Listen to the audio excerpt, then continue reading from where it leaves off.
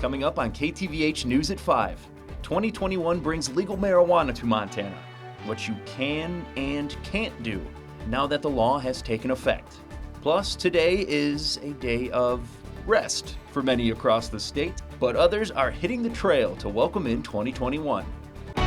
From Montana's news leader, this is MTN News at 5. Happy New Year and welcome to the News at 5. I'm Andy Curtis and thank you for joining us. As of the first moments of 2021, it's no longer illegal to possess small amounts of marijuana for recreational use here in Montana. But there are still a number of questions before any legal sales take place. MTN's Jonathan Ambarian talked to authorities about how they'll be handling marijuana cases going forward. In the coming months, the Montana legislature is likely to reshape the state's marijuana laws after voters approved a pair of measures to legalize recreational marijuana. But even before lawmakers have had a chance to meet, the first provisions of Initiative 190 have already taken effect.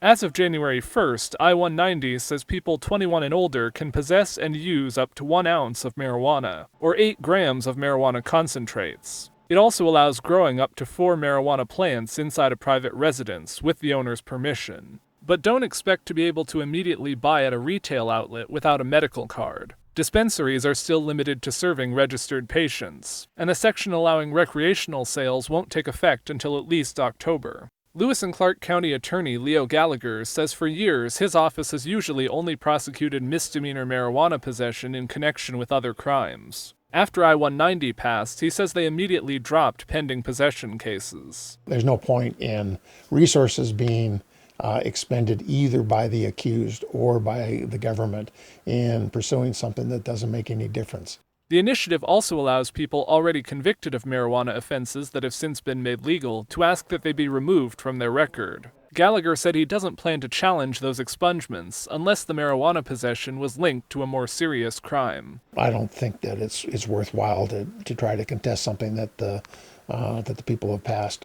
I-190 includes some restrictions. It says smoking marijuana in a public place isn't allowed and could carry a civil fine. Sheriff Leo Dutton said he believes his deputies will be able to enforce that provision if they observe someone smoking. I think if you see them and you are trained to know what that is, we will probably write that. He said there's more uncertainty around a section saying marijuana plants in a home have to be locked away and out of public view. The plant allotment at home is where we are unclear. Those things still need to be worked out. Authorities will also still address driving under the influence of marijuana. Montana law sets out a legal limit for THC in the blood, and Gallagher believes he can prosecute successfully if a driver is over that limit. In Helena, Jonathan Ambarian, MTN News. State lawmakers have around 40 active bill drafts to revise marijuana laws in the upcoming session. Several deal with what is likely to be one of the biggest issues they decide: how tax revenue from legal sales should be spent. And distilleries that have helped produce hand sanitizer during the start of the pandemic won't have to pay thousands of dollars in fees after all.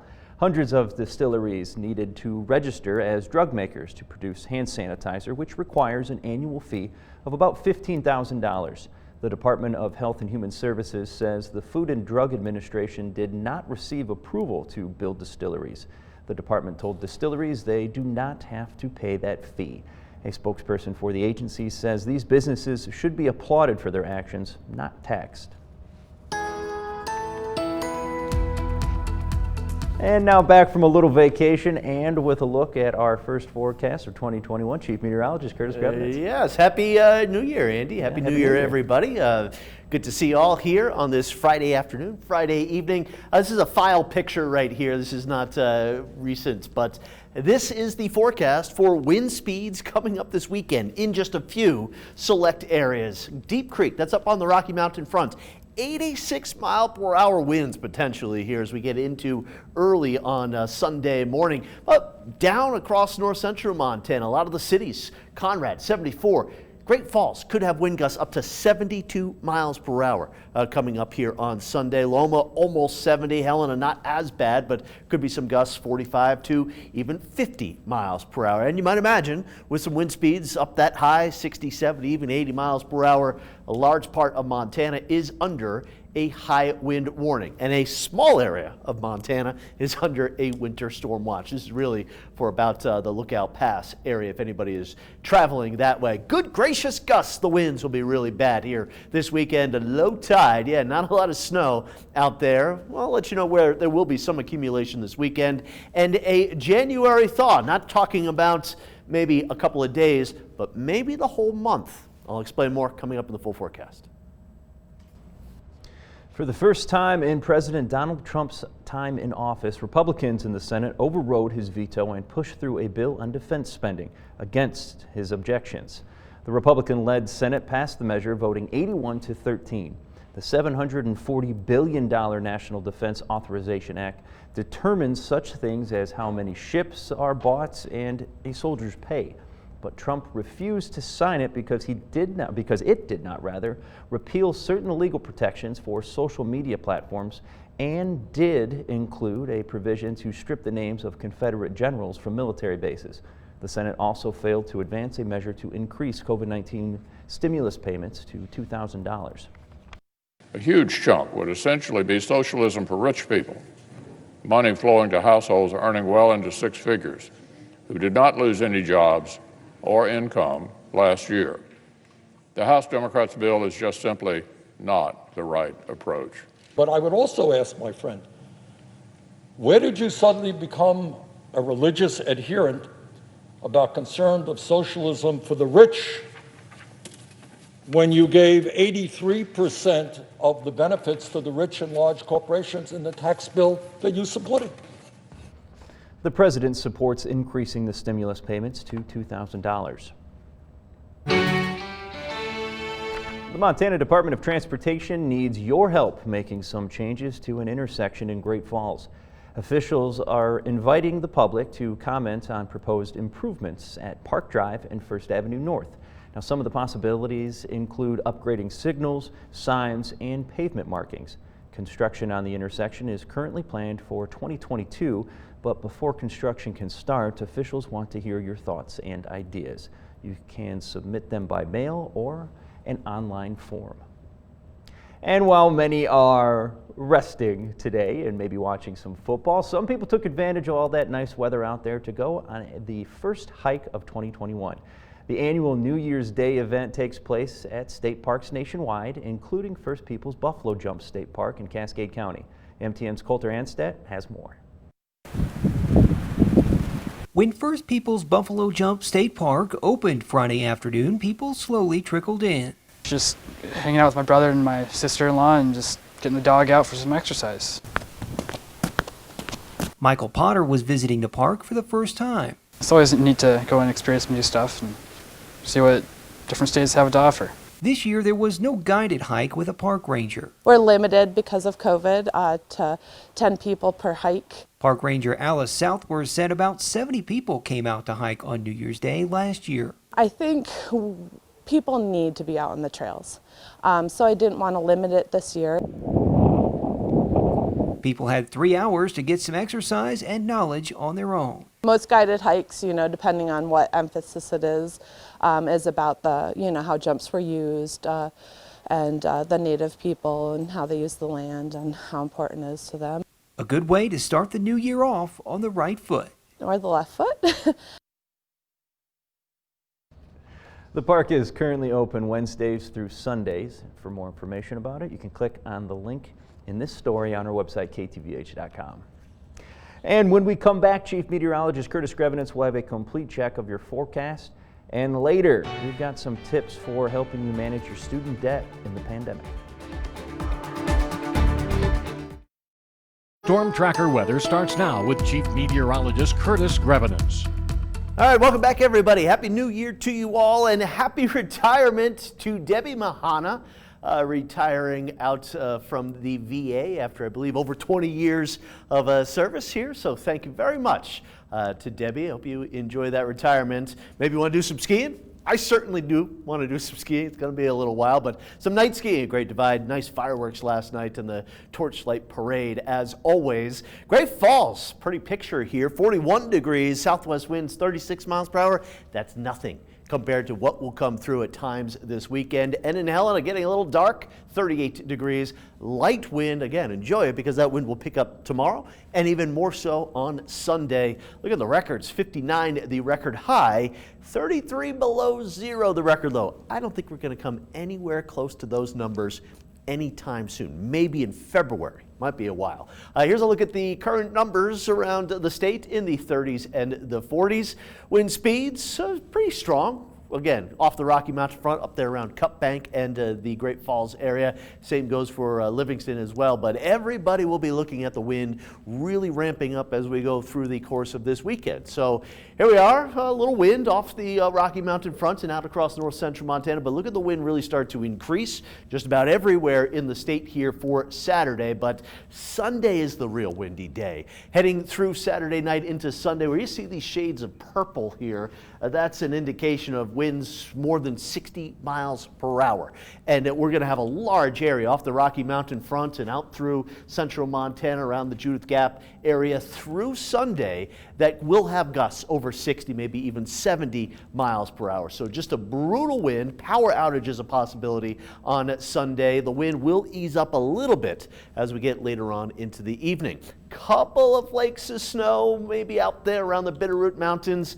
We've got some rain moving in, and it's that system that will bring some snow west of the divide, but a lot of wind to everywhere else. And speaking of snow, a little snow and ice moving up through the Great Lakes and into the Northeast. So here's what will happen. Some clouds increase tonight, and there may be a few flakes of snow coming over the Continental Divide, warm enough for maybe a few raindrops over north central Montana here on the first night in January. It's a little unusual for Big Sky country, but here we go through Saturday. Some mountain snow showers, mainly on the Continental Divide. There could be a couple of sprinkles in the morning hours, northeast Montana. But by the afternoon, most of the state looking at mostly sunny skies, so that will be pretty nice. Then heading into Saturday night and Sunday, here comes another system with some snow into the higher terrain west of the Continental Divide, and this system will be the one that produces the really powerful winds coming through here on Sunday. Maybe a couple of mixed rain and snow showers around Helena, maybe a couple of rain showers with the front going through Sunday afternoon across the north central part of the state. Snow. There is snow falling in Montana. It's just in the mountains mainly west of the Continental Divide, and by Sunday afternoon, Sunday evening, up there around Glacier, the Whitefish Range, it could be more than a foot of snow. Also watch out Lookout Pass. That could be a little dicey at times this weekend. Here's the forecast for tonight. A windy night. Temperatures on the mild side. Most of these numbers warmer than the average high for the day here. And again, we're right now at the depths of winter as far as the temperatures go, the coldest time of the year. Helena barely below the freezing point. And here's the forecast for tomorrow, Saturday. Some clouds in the morning, becoming mostly sunny by the afternoon. And look at those temperatures up into the 40s for most locations. Very, very windy here for just about everybody. And there will be some snow showers, especially in the morning hours right near Helena. Here is the 7-day forecast for the capital, and a mild weekend, low 50s. Again, a couple of snow showers around tomorrow morning, early about 6-7 o'clock, and then Sunday with the front going through. May have a little light snow Tuesday and Thursday of next week, but those temperatures staying pretty mild for January. And there's a look at Great Falls. Extremely windy. I've never put 30 to 70 mile per hour winds in a forecast before. Watch out Sunday. If you have federal student loans, the government has frozen any payments due on those loans through the CARES Act. But federal student loan forgiveness is expiring at the end of this month. MTN's Jessica Nelson spoke with a student financial aid expert and has tips on what you can do to prepare as you begin your payments once again. If you have federal student loans, the government has given you quite a significant break in having to make payments on those loans. But that break is up come January 31st. It's going to be difficult not only on the borrower side, but also on the Department of Education side. Because basically what they're doing, once this moratorium comes off, tens of millions of borrowers are going to be re-entering repayment at the same time. That's going to be a real difficult task. Valerie says now is the time to contact your loan servicer and develop a plan to move forward. Don't wait until the last minute because there are options you may not have yet explored. They're not stuck in one particular plan. They can actually change those plans, when it's deemed necessary within their lives. But they could look at if there's potential deferment and forbearance that go beyond the loan moratorium. Definitely different repayment plans. They could look at potentially, like you stated, in regards to consolidating if they hadn't already done so. For some borrowers, they may be thinking of increasing their monthly loan payments in an attempt to cut the loan down faster. But Valerie says that's not always the best idea. I think cash is very important right now. So the more cash that you can keep in your pocket, the better. As long as you're making your payments and you're staying on time with your payments, it's okay to stay at a lower payment rate. But most importantly, no matter what payment rate you choose, Valerie says keep the payments coming. Because if you don't, it could hurt you financially in other areas of your life. Defaulting on student loans affects all of your credit rating. So it can affect your credit cards. It could affect your ability to get a auto loan, even future student loans, anything to that effect. Reporting in Helena, Jessica Nelson, MTN News. Coming up next on the News at 5, Electric City history is on display at this Great Falls Museum. We'll take you inside. Coming up. Montana's news leader. You're watching MTN News at 5. Whether you've lived in Great Falls all your life or you're new to town, it's easy to forget just how much Cascade County has to offer. To kick off the new year, MTN's Jason Laird is going to take us around the area and show us a few of the attractions that are right under our nose. We finally made it, 2021. And what better way to kick off a new year than by rediscovering your own backyard? To start this series off, I figured let's take a look inside the History Museum here in Great Falls. For some, it's a trip down memory lane. For others, it's a glimpse into the town's yesteryears. The museum offers plenty of space for social distancing, all while making some new discoveries like this one. You'll learn about a few local legends and how their time in the Electric City has left a lasting impression.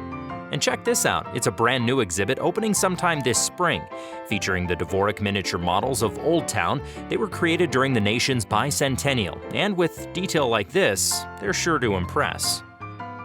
A stroll through the History Museum shows us that all generations have faced struggles, but at the end of the day, we make the best out of it. So whether you're in need of an outing or hoping to take the kids on a quick field trip, the Great Falls History Museum is a safe and free place to consider. Oh, and don't forget, they're going to be open the second Saturdays in January and February. And if you want to dig a little deeper into this place we call home, all you have to do is give the museum a call and set up an appointment to check out the archives. In Great Falls, I'm Jason Laird, MTN News. The History Museum will be back open on January 5th, and we will wrap things up here when we come back. Ahead for us, the images of crowds ringing in 2021, raising concerns of a new COVID surge. And the major New Year's Day storm now on the move across much of the country. 50 million people under winter weather alerts. All ahead on NBC Nightly News. Montana's news leader. You're watching MTN News at 5.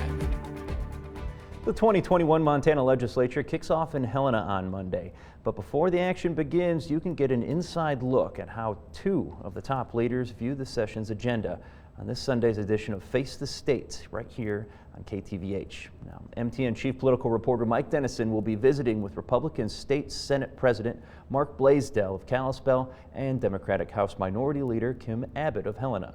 Blaisdell and Abbott offer very different views on health safety protocols at the Capitol during the session, and they also dive into the issues of affordable housing, illegal drug use, public and private education funding, the state budget, and more. But first and foremost, they talk about their respected parties and the approaches that they each will take on the issue of COVID-19 and the impact it has had on Montana's economy. I think the top-down approach that we've had on the mandates has put businesses in a very, very difficult position between their customers on how they have to enforce these mandates and also navigate the health regulations that have been put down on them, and risk losing their business or their license or being closed as well. So it's been a very difficult challenge, especially for these small businesses. We think that setting clear expectations, making sure that people understand where resources are, making sure that testing is available, that we can get our hands around this virus and keep it in check. The best way to keep businesses open is to help people comply with basic measures. Face the State will air at 8 o'clock a.m. Sunday right here on KTVH. And thank you for making us a part of your evening. NBC Nightly News is next. Have a great night.